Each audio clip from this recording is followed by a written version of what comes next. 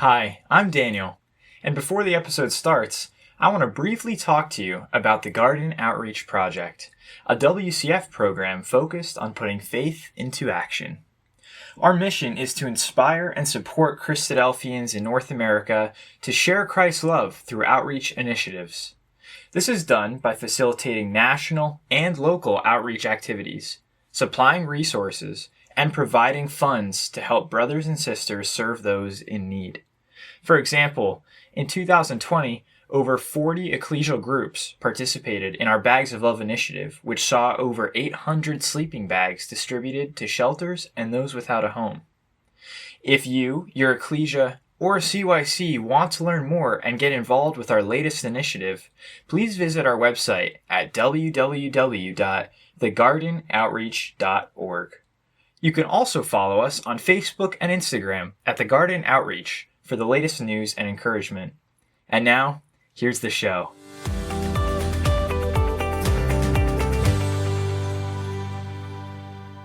Welcome back to A Little Faith. I'm very excited to talk to these people tonight about a trip to the Philippines that they took. WCF sponsored some brothers and sisters to attend the Camiguin Island Bible School. And we're going to talk to them now to hear what that experience was like. So if you could introduce yourselves, your name, what ecclesia you go to. So let's go. Hi, I'm Daniel Madre. I'm from the South Ozone Park Ecclesia in Queens, New York. I'm Janelle Valve, and I also attend the South Ozone Park Ecclesia in New York. And I'm Janet Link. I attend the Baltimore Ecclesia. Can you guys tell me about your trip out to the Philippines? It's a very long trip. So what were some of your takeaways from that crazy journey? I would say that, the trip overall just feels like a blur just because we took every form of transportation to finally get to Camiguin Island. And I think it was maybe a solid day and a half that we were actually traveling, maybe even 2 days. And, when we finally arrived to the resort where we were staying for the Bible school, we were so exhausted, but we were so happy to be there. It felt like a safe haven just being with our brothers and sisters finally. Yeah, I can attest to that. It's almost when you get to that stage where you're kind of giddy because you're running on so little sleep. But once you get there, you're just so happy to be there, of course, just because your journey has come to an end. But also then you get to meet and have fellowship with your brothers and sisters literally on the other side of the world. So that's amazing. But going with what Janet said, we were in transit. I mean, my flight was not direct. I was in transit for 20 something hours by flight. And then you get there. We stayed overnight in Manila and then flew another hour and a half to get to, Danny, please help me with the name of the city. Where we took the port, Camiguin. Yeah. Once we got there, we took a ferry from there to get to Camiguin Island. And then we had to get bussed over to the resort. So we were saying we had just about every form of transportation known to man to get to our final destination. So that was just it was a lot, but it was worth it. And yeah. I loved how the ferries all said safety first on them. And they're heavily rusted ferries. Woo, okay. The trip was definitely long. Everyone kept asking me if I was excited for the trip. I'm one of the people that say, once I get there, I can be excited because I finally reached. So once I got into Manila and we agreed to buy Brother Albert and John Isaac, I kind of felt like I was there. So at that point, I was good and comfortable. I got a nice rest. And then the short flight and the ferry, I kind of just enjoyed it just because I like the water. So altogether, it was good. It was just getting through the flight to Manila was the hard part for me. What was your first impressions of the Philippines or Camiguin itself? Just love the weather. It reminded me so much of the Caribbean. And it was the first time I've seen so much sun and so much vitamin D at one time. Why did the Philippines remind you of the Caribbean? Oh, just the weather. People don't like humidity, but when I feel the humidity just like the Caribbean, it feels like home for some reason. You look everywhere and you'll see, it's banana plants they have a lot of, and coconuts, and just the scenery all together. So that plus the weather and just the way that the buildings are structured too. So when you go to different parts, everything kind of changes up. So it'll go from houses with zinc top houses, and then you have concrete houses, and around a lot of the Caribbean, because they have the same exact infrastructure and type of way of building as well. And then just the weather was just the key point that made me feel like it was the Caribbean. What's your connection to the Caribbean for someone who doesn't know you? Oh, my parents are both from Guyana. Okay. So I was just ecstatic for that to begin with. So, but everyone in the Philippines is very welcoming, especially since the brethren came to meet us as well from the airport. And they made sure we were situated at the hotel. They had like all the different parts that they helped get organized. And when you meet everyone coming in, even because we were one of the first ferries to get onto the actual island, because there was a little bit of a delay with what happened. And then like more people came on different ferries throughout the rest of the night. And even though it was like 11 p.m. and everyone had gone through a much longer journey, if not the same much as we have, they were like all very nice and cordial. Usually when you want to talk to someone you're about to sleep, you're not always in the best mood. So you can definitely feel that as well when you were speaking to them, just able to greet them at camp. Yeah, picking up on what Daniel is saying, there was a little bit of a hiccup getting onto the ferry. We were delayed by, I think, about 3 to 4 hours. That very day that we got there, we had all our forms, all our documents. The team from the Philippines did a great job in making sure that we were well prepared just to get into the country and to get around the country once we were there. But unfortunately, as with bureaucracy, got in the way of all that preparation. And they changed the rules to get onto the island that same day that we arrived. So that, of course, created quite a backlog. And it took what probably should have taken minutes to get onto the ferry. It took hours. Wow. So the camp was actually supposed to start Friday afternoon, and it didn't start till Saturday because nobody got in on time. That's So frustrating. some groups of people even got in at 11 that night. We got in at, I think it was 7:30. I think we were supposed to get in about 3, maybe 2, 3 o'clock earlier that afternoon. So, but even in spite of all those logistical headaches, and of course that was not the fault of the team at all in the Philippines. That's just what it was. When we were at the airport, that's when we met the brothers and sisters from Australia. And we came together, we were singing songs and just trying to keep our spirits up. And we were just in such a good mood. I think just having each other's company, and then of course, the awesome management skills of Sister Gemma and a whole bunch of other people that it'd be too long to name, just in terms of making sure that we were well taken care of, just was fantastic. So I can't say enough good things about that experience, even despite that one situation. Yeah, it just speaks to the kindness of the brothers and sisters there. Truly, like I felt so much warmth. Like they were making sure we were taken care of along the way. And meanwhile, I'm like, we're here to help, like not, Yeah. but everyone was really taking care of visitors. And when we finally did get to the island and the schedule was all thrown off, it was really a testament to how intentional they were with the planning and the itinerary of the whole Bible school. They did their best to condense it to the smaller amount of days that we were going to hold the Bible school, subtracting, Friday afternoon. And it was something that stood out to me was everyone was still so like enwrapped attention during all the classes. Like everyone was sitting on the edge of their seats, like listening to the classes, even though it was like we were doing a lot more in one day because of the whole scheduling mishap. For anyone who doesn't know, you guys were attending a Bible school. How many people attended? And again, let's repeat the name of it. And how long was it? I promise saying it wrong, but it's Camiguin, but it's the Philippines Bible Camp. They normally hold it every 2 years. There was 200 plus attendees, a lot of young brethren, young people, and some of the older myths from the Philippines, all different ecclesias, mostly towards the south, because there's apparently a lot of Christadelphians in the Philippines, around 700 or so. I believe the tidings listed when I last saw it. Janelle mentioned it as well not too long ago too. So it was everyone there. It was a great occasion because it was several years in the making. Albert was speaking about how it's some 3.5, 4 years in the making when they originally invited Brother John Popel to come speak for a camp or a youth conference. So everyone was definitely looking forward to it. One of them quit their job to go ahead and attend because they were having a lot of hard times getting so many days off in a row to go ahead and attend the camp.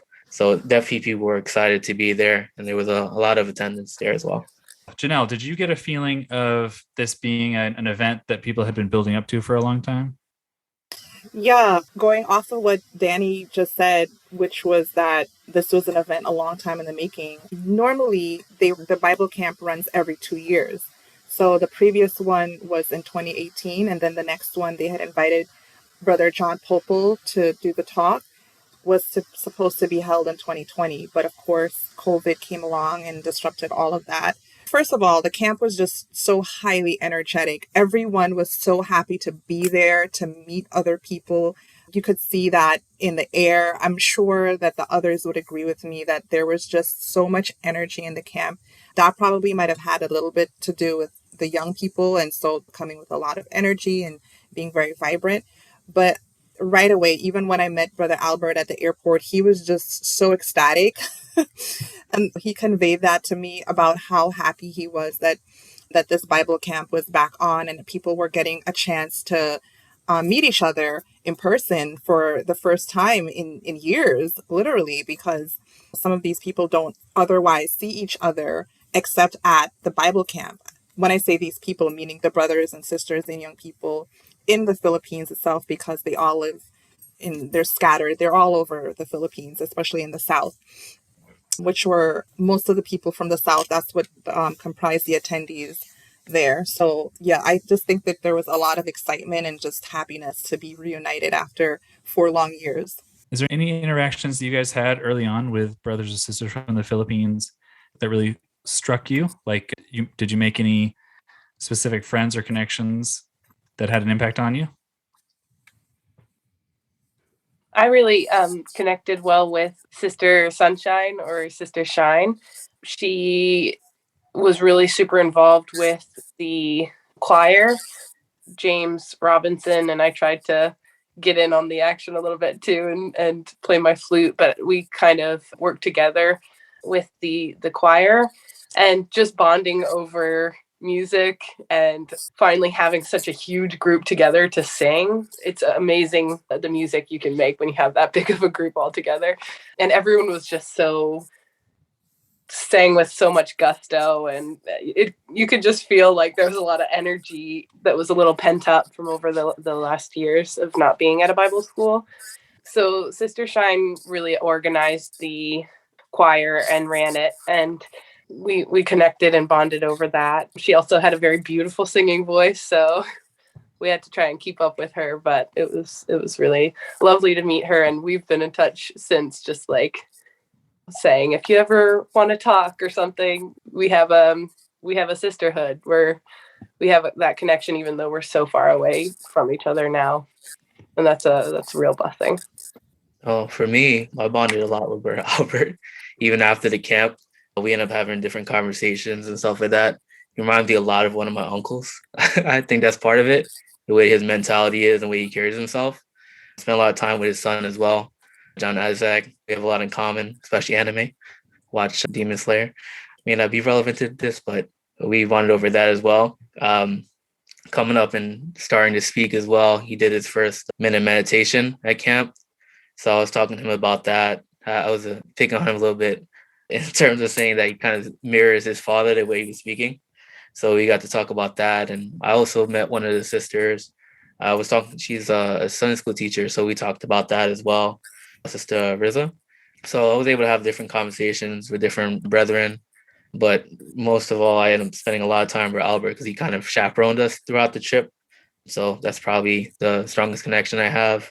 Keeping in touch with them in terms of different media setups. So for this audio equipment, just giving recommendations after seeing the Hall of Valencia, and also just like digital resources, just a PDF for the hymn book and songbook, because that's like very easy to get. And we were singing so much on the ferry and all of that. So they definitely would get good use out of it in the Philippines, having the music with them at all times.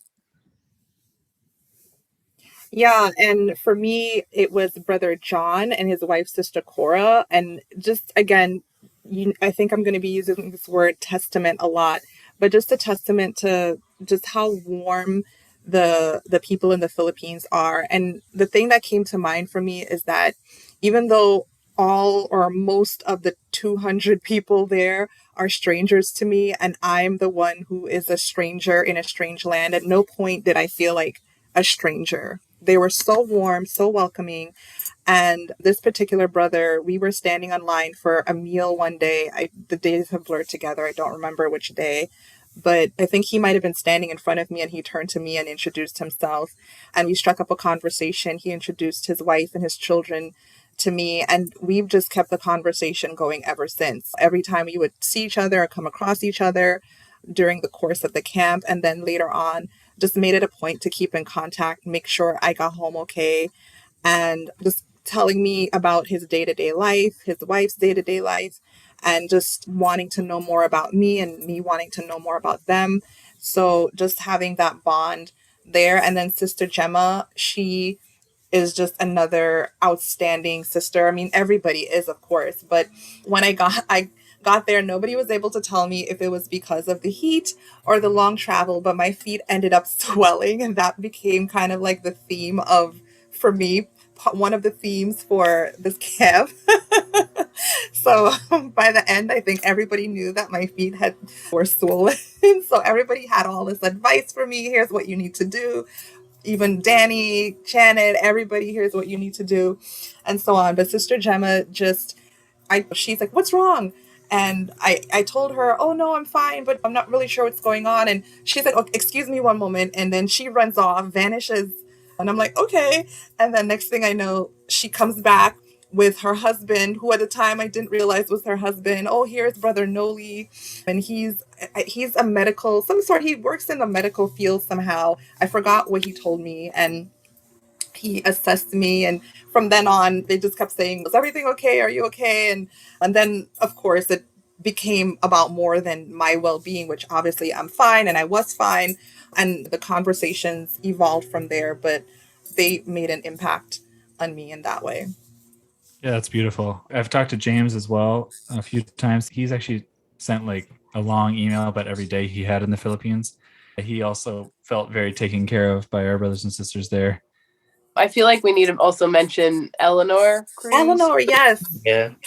She was Brother Albert's wife. Mm-hmm. And we traveled back with her, but she had, as far as at least my arrangements flying back and everything, she got like the COVID test all sorted, and she was so careful to make sure I got on the right tram over to the next terminal when we were saying goodbye. And I can just kind of picture her waving goodbye in the building in the one terminal and saying bye to her. It felt kind of strange because I was like, I just met you a few days ago, but now I feel sad to leave you. And they were just so careful to take care of us. And I think Sister Eleanor was really a big part of the organization of the whole Bible school and the travel arrangements.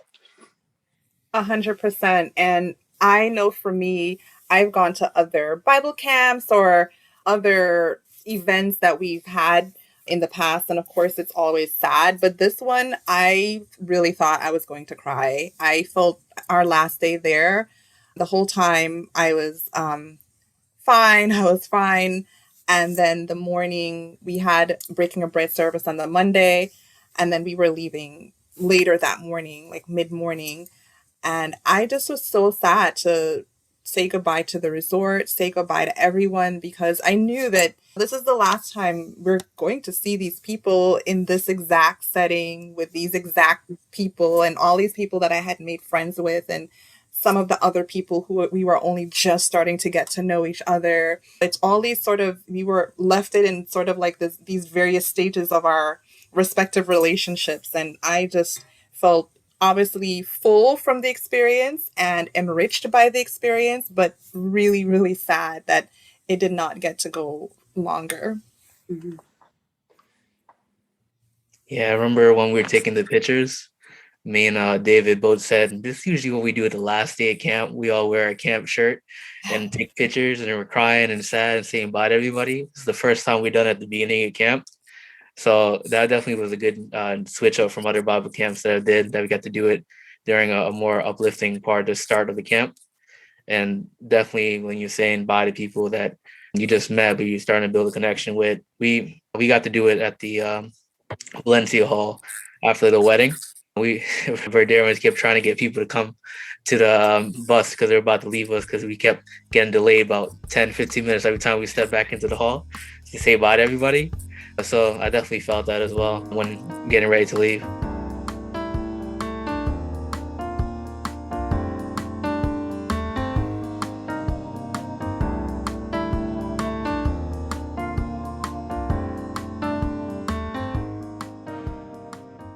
What was the biggest impact? What did each of you learn about your own connection to God or your own faith, your own walk?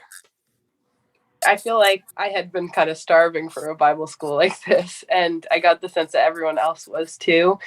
Like I mentioned before, everyone was just in rapt attention during the classes. The classes were Brother John Popel and Brother Darren Taporis from Australia.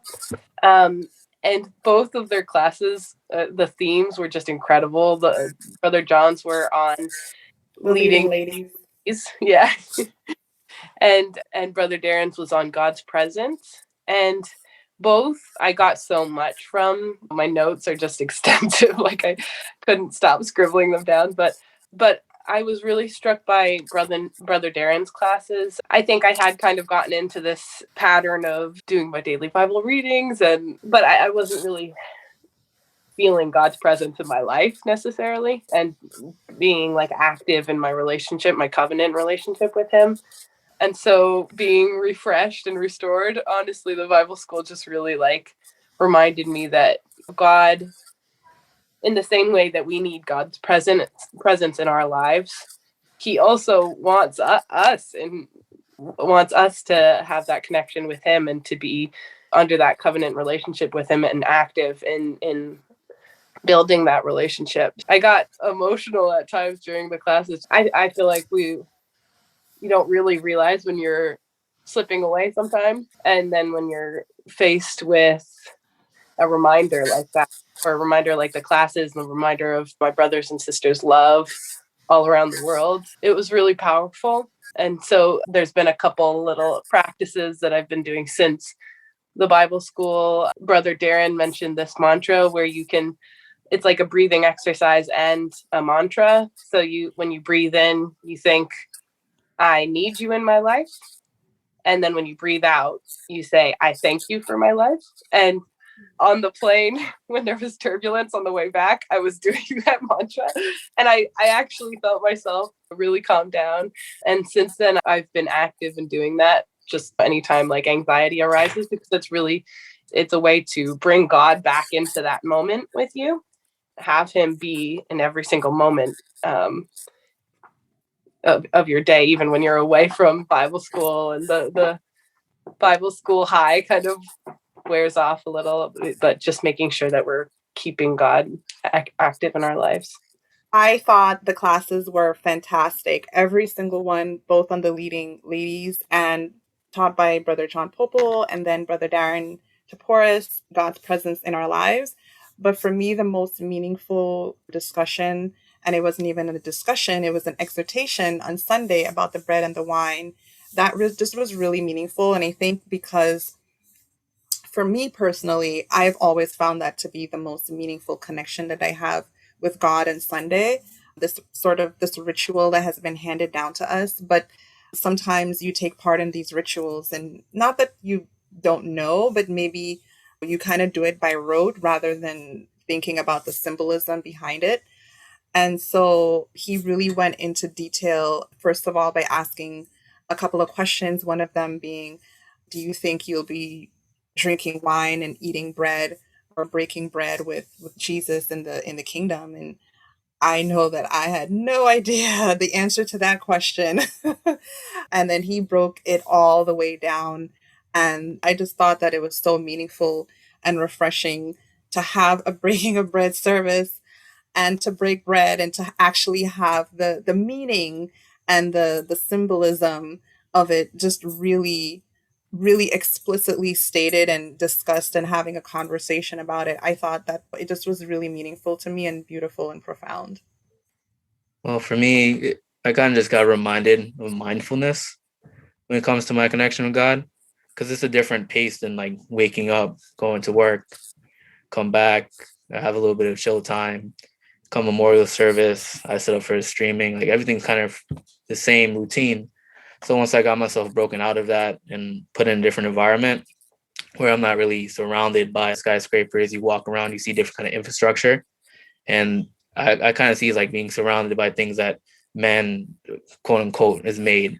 So whenever I get put in an environment where I get to see the trees, like more humble infrastructure, just like the mountains that we went to watch, just approaching the island, it kind of puts me in a mind frame of like thinking how big God really is. Because sometimes you kind of dwarf who God is in your own mind. So it makes me a little bit more mindful of who he is. And it kind of helps me out too, because it breaks my way of just doing something, like Janelle's kind of mentioning terms like the bread and wine. When you're just kind of just doing it every time you come to church, you kind of take your time, break away from it, maybe think more about what the talk is about or what God has done for you, and have a different way of thinking for both parts of it. Go ahead and for the bread, which represents the body, you might be a little bit more praying for forgiveness, understanding your mistakes. But the wine, you go ahead and have a feeling of more joy, understanding the blessings that come with the new kingdom. That was a good way to looking at it, and especially understanding the presence of God or feeling it really, especially when he brought to mind something that I got when I first read like Psalms 1 with Brother Ashraf, like actually keeping your eyes open and praying. But it just comes to mindfulness, because if you can block out the other distractions, you can do that and you can feel the presence of God at the same time. So that's the main connection I got from the trip. Yeah, and another one I wanted to say was just even the realization that I could leave my home ecclesia in particular, and we have we have the exhortation and the breaking of bread every Sunday, and then you leave and you fly almost 10,000 miles, and the people on the other side of the world are doing the same things that you do back home. That was just really, to me, powerful to be able to, obviously, the unity, the fellowship, but to then also take it that step further, and we're essentially doing the same things and I that we would do at home, and to realize that, and the thing is that intellectually, but to actually partake in the same sort of ordered breaking of bread service, that to realize that this is happening all over the world and to be a part of it, that is just, I think, so powerful and so profound. And to have that, and then have that connected back to God and then connected back to you, and to realize that you're part of this body. Sunday after Sunday, you're seeing the same brothers, usually the same sisters, the same young people. But then to realize that, like really profoundly realize that you are part of this big, wonderful body, this big, beautiful, wonderful body that spans the globe, is, I think, is just pretty awesome. I love that. And I feel like even that spans the globe and also spans history too. Like, Right. and we are learning about like the leading ladies.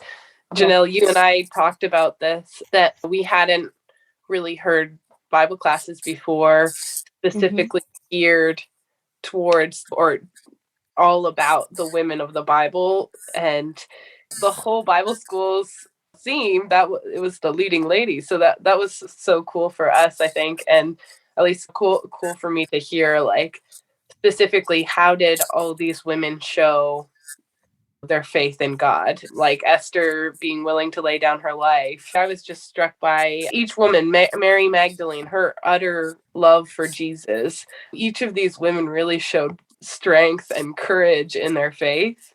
And it's possible for us to show that too in our own unique way. It's not that every servant of God has to be the same, but we can use our unique characters and our unique personalities the way God created us to serve him in courage. And I think that really struck me too, having that realization of not only do we have brothers and sisters all over the globe, but we have brothers and sisters throughout history too.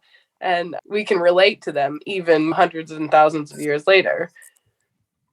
Yeah, and I think that's so beautiful because I wonder, I sometimes think about why it is that I love the bread and the wine so much, why I love that, like that aspect of it so much. Like, and I think that part of it is that the history of it, that through millennia, that handed down through the ages from Jesus to us, from the disciples to us, that this has been going on from since that time till now. And I think I love that connection. But I guess now we're seeing that there's this connection, like you said, that goes back through time, but then also goes through space, because then we have brothers and sisters who are partaking in the same rituals we are around the world. And there's just so many ways that we can look at the connections. And yeah, and Daniel, you did remind me of one thing with the breaking of bread, and that I forgot to mention earlier, which was that when you're praying for the bread, and I thought that was so important, to an important point that Brother Chan raised, which I did not know, and I probably a lot of people don't know or realize, was that the prayer for the bread, or for the wine rather, should be joyful and happy, because you're celebrating life, you're entering back into renewed life, whereas the prayer for the bread should be mournful and sad and somber, because of course it represents death. And so that was just one thing that I wanted to mention that I forgot to bring up before. But yeah. No, and something to add to like the connection when you have this same thing done all over the world and throughout time. We got to witness something great on Monday when they did the right-handed fellowship. Because I always like seeing the right-handed fellowship, because it really does mean something, because it's connecting those that made that choice in their life to go through the waters of baptism. They become part of the fellowship. That's their way of being greeted into everything. So I really love the fact that we got to see that. I honestly thought that they might do it at their own ecclesias later on, because I know that they come from different ecclesias, and usually the recording brother does the right-handed fellowship. But it was great to go ahead and see it there, especially since the baptism was done the previous day before. Yeah, Daniel, do you remember how many people were baptized at Camiguin Island? 5. Yeah, that was 5. May. I've never seen that many people get baptized at a Bible school. I thought that was so cool. Really thankful you guys got the time to go over there, and it definitely felt like an important event for the brothers and sisters in the Philippines, and it sounds like it definitely was important for you as well. So thank you guys for your time now to talk about it. Thank you for allowing this to happen. We and organizing it. I'm so grateful that I just bit the bullet and went ahead and did it, because it's an experience I'm never gonna forget, and I'm just feeling really grateful for the people I met and for the lessons I learned there as well. And for Janelle and for Daniel and for David, our little crew. Yes, thank you. So thank you, meaning Janet and Daniel, but thank you, Levi, and everyone else who facilitated and made this possible. I probably was the craziest addition, meaning I think I joined the group. I bought my plane ticket 2 weeks before we left. So through every step, from the minute that I hit send on that email saying that I wanted to join, expressing my interest, to probably till I got to the airport, I was like, what am I doing? This is the craziest thing I've ever done. I am not like an impulsive person by any means. So this was just out of left field for myself. But I don't know. I just got that sense, kind of like what you were saying, Janet, that it was so important for me to be part of this group, part of this trip, part of this experience. And when I came back and everybody said, how did it go? And I said, it was hands down the best thing that I could have done for myself. I'm so grateful. And so thank you. Thank you as well to the brothers and sisters in the Philippines, in Australia, and everybody else, because it was just an awesome experience. It was awesome. And I would highly recommend, if anybody is questioning or doubting or wanting to know more about more trips like these, or just doing this, 100%, don't hesitate, do it. Yeah, I definitely want to express my appreciation as well to all the brethren that helped out, all the different parts in the journey, Levi as well. I still remember what he told us to do when we got to the airport, to start singing, Seek Ye First, I think. and where Albert and where Isaac will come find us. So I'm definitely gonna keep that with me for a long time. But definitely appreciate to everyone that we met, the Aussies, Sophie from Canada, James, Lance, all the different members. I'm gonna miss a couple of them, but they'll forgive me. I'll solicit their forgiveness. But definitely appreciative. Definitely something you want to do in terms of getting out of like just your own ecclesia, seeing the different brethren make that connection, help each other out, build the fellowship. It really is something when it says iron sharpen iron, and you really go out and meet different people out there, and you come back a bit stronger than you were before. So I definitely appreciative of the experience. Cool. Thank you, guys.